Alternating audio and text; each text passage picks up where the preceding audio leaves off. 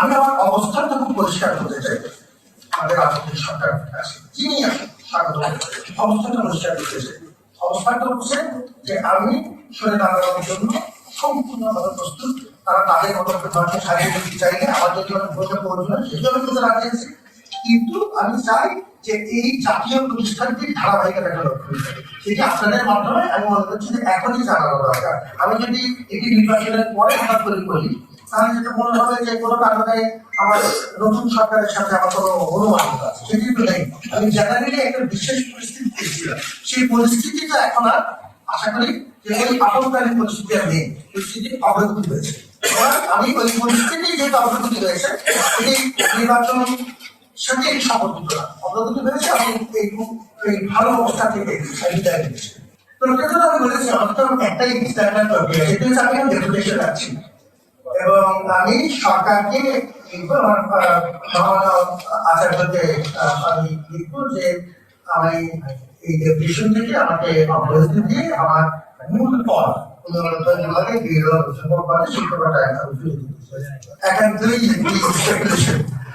আমার প্রতি আপনাদের অনেকেরই গভীর মায়া আছে, এটা আমি জানি এবং আমি যেটা কৃতজ্ঞ।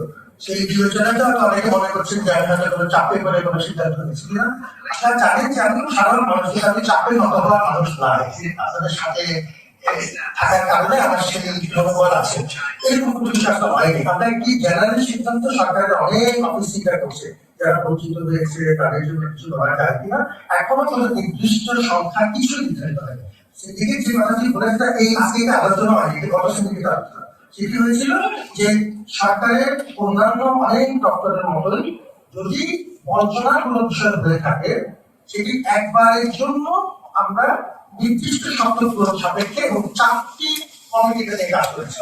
একটি কমিটি দেখেছে তাদের যোগ্যতা আছে কিনা, শর্ত পূরণ করে কিনা, আরেকটি কমিটি দেখেছে এটা আর্থিক সংস্থা কত বিশ্ববিদ্যালয়ের কোনো আর্থিক চাপ হবে কিনা, আরেকটি কমিটি দেখেছে আইনের বিষয়টি, এবং তারপরে তার সিন্ডিকেটের কাছে যে জেনারেলি একবার এরকম একটা বিবেচনা করা যেতে পারে যদি ওই সংস্থা সফল থাকে।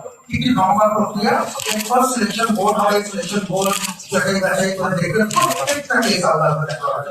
ধারাভাবে একটা কাজকালে সবাই একসাথে সুবিধা পাবে এমন বিষয় নির্দিষ্ট প্রক্রিয়া ফলো করে নির্দিষ্ট কমিটিতে কাজগুলো হয়েছে। আমি খুব আনন্দের সাথে এই তথ্যগুলো দিতে রাখছি। আমরা যে শক্তির উপর টিকে থাকি সেটি হচ্ছে ভুল করলে পরিষ্কার বলা ভুল হয়েছে, ঠিক করলে বলা যদি করেছে ঠিক করেছে, কোন রকম বাধা করে আমি দেখি এটা পরিষ্কার ভাবে জানার কথা আপনাদের আমার সাথে আছে। সুতরাং এই তথ্যগুলো জন্য সব কথা বলবো, তাই কোনো ব্যক্তিগত স্বার্থের বিষয় নেই। আমরা একটা নির্দিষ্ট পদ্ধতি ফলো করে সরকারের প্রেসিডেন্স আছে ক্লিয়ারলি এই ধরনের ক্ষেত্রে একটা বাস বিবেচনা করা, সেটির জন্য সিলেকশন বোর্ডও পাওয়া যায় একটা করে দিতে হবে। এগুলো দেখি জানেন আপনি যেটা বলছেন কনসার্ন করে থাকলে অবশ্যই পদ্ধতি লিস্ট করা করে ঠিক আছে। এটা প্রথম কথা হচ্ছে এটা আমি ধন্যবাদ জানাই আপনি এটা তো অবজারভেশন সমান জানেন। আমার পয়েন্টটা খুব পরিষ্কার, আমি একটা নির্দিষ্ট প্রেক্ষাপটে দায়িত্ব নিয়েছিলাম, সেই প্রেক্ষাপটে দায়িত্ব নেওয়ার পরে যতদূর সম্ভব আমরা অগ্রগতি করেছি। ওই ক্রান্তিকালীন অবস্থা উন্নতি করেছে, অর্থাৎ আমার দায়িত্ব শেষ হয়েছে। It was never an employment for me. The position of vice chancellorship was never an employment for me. It was a special responsibility. এবং সেদিকে আমি I treated them this responsibility as a public trust.